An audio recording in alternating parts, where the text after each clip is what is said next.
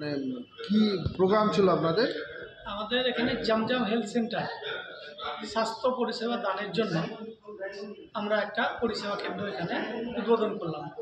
জমজম যেমন পবিত্র জল, সেরকম আমরা চাইছি যে এই পবিত্র উদ্দেশ্যে মানুষের স্বাস্থ্য পরিষেবা মানুষকে পৌঁছে দিতে। কারণ হচ্ছে স্বাস্থ্যই হচ্ছে সম্পদ, এবং এটাকে সামনে রেখেই আমাদের এই কার্যক্রম। আচ্ছা, কি পরিষেবা এখানে পাওয়া যাবে এখন? এখানে ডাক্তারি চিকিৎসা সংক্রান্ত সমস্ত রকম পরিষেবা, এবং ধরেন রক্তের যাবতীয় পরীক্ষা নিরীক্ষা, মলমূত্রের, বীর্যের এবং এক্স-রে, ইউএসজি সমস্ত পরিষেবা হবে। ডাক্তাররা 24x7 থাকবেন, এবং তার পরামর্শে আমরা গ্রামীণ এলাকায় চিকিৎসা পরিষেবা দান করব।